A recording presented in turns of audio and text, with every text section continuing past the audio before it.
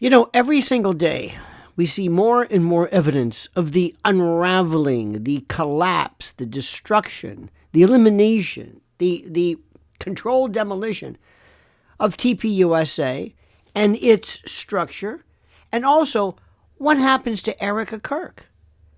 Every day Candace Owens goes on in her various podcasts and guests, and she rips the lid and pulls the scab off more wounds and allows more purulence and pus to ooze out. There's no end to this. Pretty soon, I wouldn't be surprised if TPUSA is made out to be some kind of a CIA spook haven with meaning spies and CIA operatives and weird people and globalist jackals and the strangest people. I'm going to leave it there because you're also seeing people, apparently, from what we're hearing, if it's true, running for the hills. People say, I'm getting out of here. An internal suspicion. So where does it go? What's the end game? 6 months, a year from now, who wins? Who wins in this case? That's the question. And that's what I find fascinating, because if you look at what's going on and what I'm able to portend and augur in terms of the future, what I being rather, dare I say, Pythonic and Vatic, reading the entrails of the beast, This doesn't end with a press conference, and it sure as hell doesn't end with an apology tour. It ends with slow institutional collapse, disguised as restructuring, while Candace Owens walks away stronger, louder, and more independent than ever. And Erica Kirk becomes the internal casualty of a system trying to save itself. Because what is happening now is not a temporary scandal, but a structural fracture that political organizations almost never recover from. Once public trust and donor confidence and staff morale begin to erode and disappear at the same time. And every day Candace speaks, she exposes contradictions TPUSA leadership cannot answer without admitting weakness, hypocrisy, or incompetence, or worse, which, by the way, forces them into silence, half statements, and carefully staged damage control that convinces no one and satisfies no one. And over the next 6 months, the first visible sign will not be firings, but exits, quiet departures, communication staff updating LinkedIn profiles, event coordinators taking personal leave, PTO, whatever it's called, buyouts, severance, regional directors stepping down to pursue other opportunities and spend more time with their family. Yeah, that's it. That's the ticket. Which, by the way, is always the corporate euphemism for internal panic. Because when people closest to operations leave, it signals leadership confidence is gone. And that's when donor pressure accelerates behind the scenes. Not in press releases, but in phone calls and delayed checks and conditional pledges and funding tied to organizational stability, restructuring, which is donor language for fix this or we walk. And once that pressure builds, it moves upward to board members, major stakeholders, shareholders, power brokers who don't care about personalities, but care deeply about optics and revenue and flow and institutional survival. And that is where the real fight happens, because boards hate embarrassment and fear, and they fear in particular unpredictability. And Candace Owens represents unpredictability to TPUSA leadership, not because she's reckless, but because she refuses to be managed or contained or softened, and she keeps getting stronger. She's building up momentum. She's like the expanding universe. She's like the Hubble. It's picking up speed. And this, of course, terrifies bureaucratic organizations that depend on message discipline and donor-friendly narratives. And in that environment, Erika Kirk becomes the focal pressure point. Not necessarily because she is solely responsible for the controversy, but because organizations under stress always look for containment figures, someone who can be isolated or sidelined or quietly removed to reassure donors that the problem has been handled. And the most likely outcome for Erika is not dramatic public termination, but a gradual erosion of authority, reduced visibility, reassignment to advisory roles, strategic sidelining. All sounds great. Or eventually, quiet exit, framed as a new opportunity or personal transition. Because institutions prefer soft landings that avoid lawsuits. Unless you're a YouTuber, you don't want donor backlash and internal revolt.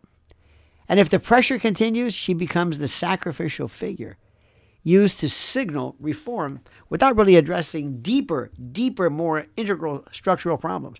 And that dynamic creates internal resentment because you see staff recognize when leadership uses individuals as shields, which further accelerates morale and collapse and staff turnover, while TPUSA leadership scrambles to preserve the structure that Candace is operating in a completely different universe where she doesn't need board approval or donor committees or institutional cover. She's on her own. She's a one-woman show, and that's it. And she only needs her audience.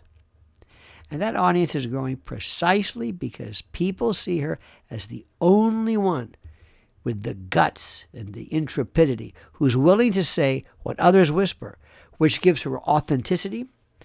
Capital organizations cannot manufacture, and that authenticity becomes leverage.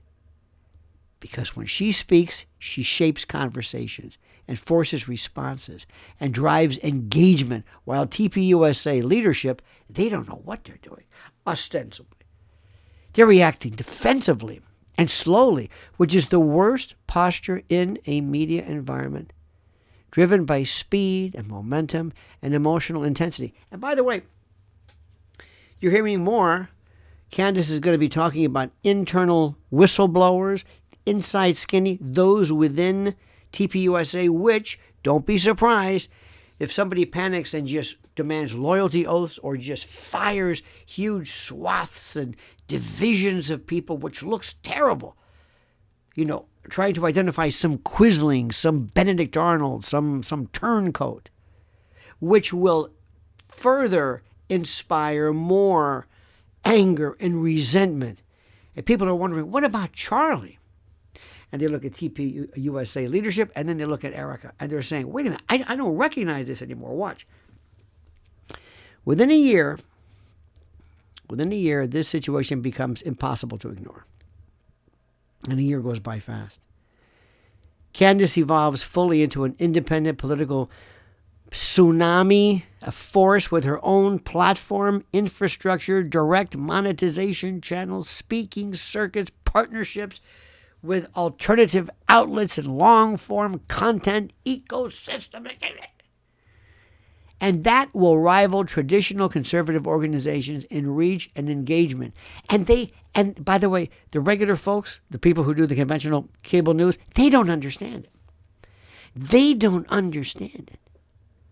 They still don't understand the power of what we do here. And meanwhile, TPUSA becomes smaller and quieter and more cautious, retreating into safer messaging, fewer public risks, sanitized programming. And by the way, what made them so great was their aggressive stance. You can't be aggressive when all eyes are on you. And all of this will be designed to keep donors comfortable. And then the donors are going to say, what am I donating to? I'm a donor of what exactly? What? You don't have Tyler. You don't have Charlie. Apparently you don't have Erika, which might be good. What exactly do we have? What am I donating to? And these donors become uncomfortable. And rather than energize grassroots supporters, they decide to internalize. And Erica Kirk, in this scenario, is either pushed out quietly or repositioned into a low-influence role where she no longer controls narrative direction. Because leadership will decide that visibility equals liability. And that's how institutional survival logic works. Oh, yeah.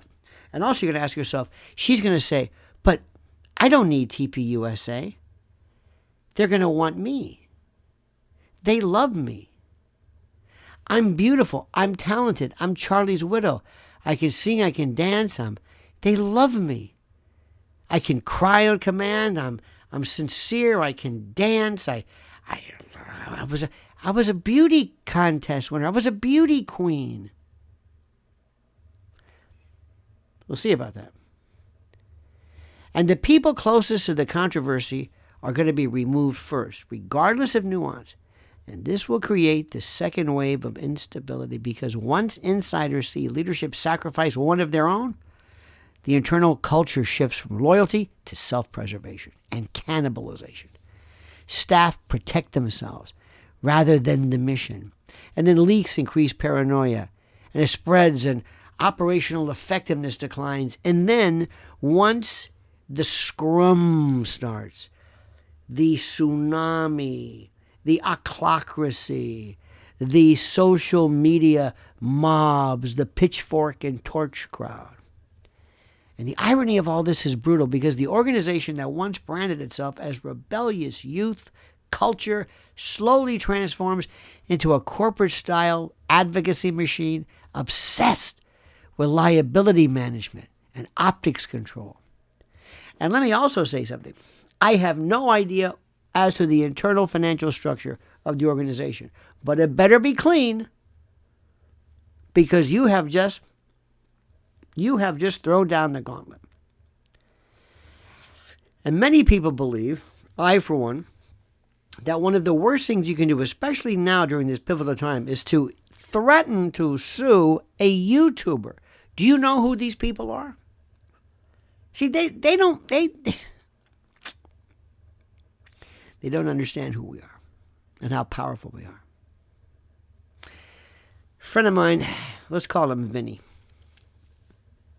one time told me, and please forgive me, but he said, we can drown them in our urine. I said, what the hell are you talking about? He says, there's so many of us. It's huge. There are so many of us. You don't understand this. We are immane. We are gigantic. They don't understand this. Cable news may have, I don't know anymore, but may have in some cases a lot of viewers, but they don't have that sense of committed advocacy. And all this is going on while Candace becomes the disruptive voice they once pretended to represent. And the staff hemorrhage continues as ambitious young operatives realize that energy and influence now flow outside the institution rather than through it. Because talent follows momentum, not logos and branding. And by the way, momentum is clearly shifting towards independent creators and away from centralized gatekeepers. And as this unfolds, there will be attempts to rewrite the narrative, the storyline, the official story. Selective leaks blaming internal miscommunication, vague statements about moving forward, and possibly quiet efforts to smear Candace. And let me warn you, don't do this. I've never seen anybody who lives for this. I don't understand. It's like Trump in terms of this weird momentum, this internal, this inertial bubble they live in. Efforts to smear Candace or minimize her impact while simultaneously distancing Erica from leadership responsibility. Good luck with that one. But those tactics rarely work on audiences that already distrust institutional, old-fashioned messaging. And instead, they backfire on them because they reinforce the perception that TPUSA leadership is protecting itself rather than confronting reality. and the message of Charlie and the message of the momentum is lost. And over time, what remains of the organization, and to an extent Erica too, is not what it once was. Fewer staff, smaller events, reduced cultural relevance. You don't want to hear the whatever happened to. Not good. And also you'll see a heavier reliance on legacy donors rather than organic grassroots support. While Candace, oh yes, while our Candace occupies a larger cultural footprint, speaking to millions directly without filters, all the while shaping discourse and the conversation and the discussion in ways, well, that centralized organizations no longer can. And Erika, Mishkina, bless her heart, Erika becomes a case study in how political institutions handle internal crisis by narrowing exposure rather than addressing foundational issues, which leaves unresolved tensions simmering beneath the surface. And this dynamic doesn't resolve through compromise because Candace's brand is built on independence and confrontation with establishment behavior, not accommodation. So any attempt by TPUSA to reconcile would require concessions that they are structurally unwilling to make, at least ostensibly, which means the fracture and the cracks harden and lines solidify, and the system reshapes around a new center of mass, a new center of influence. And the final stage of this process looks quiet on the surface, but dramatic underneath. TPUSA stabilizes itself as a smaller, more controlled entity, focused on survival, compliance, and donor maintenance. Erika Kirk either exits quietly or remains marginalized within the organization with diminished authority and public presence, while Candace, oh God, our beloved Candace, expands outward into a full-scale political media hurricane, an operation that dwarfs her former role and positions her as a long-term independent power broker in conservative culture, not tied to any single organization, not dependent on institutional approval, and certainly not constrained by internal politics. And that is the part TPUSA leadership cannot undo, because once an independent platform reaches critical mass, it doesn't need permission to exist. And that's why every additional attempt to contain the situation only accelerates the outcome.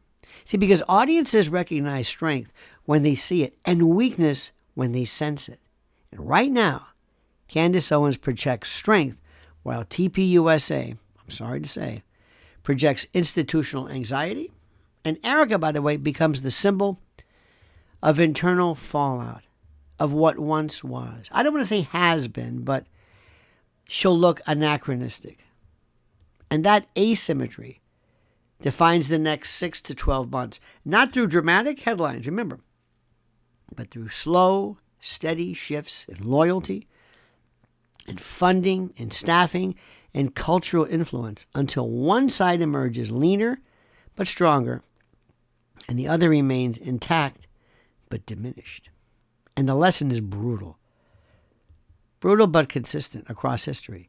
Organizations that prioritize control over credibility eventually lose both, while individuals who build trust with their loyal audiences gain leverage that no board or vote or donor class can take away. That's exactly what we're talking about right now.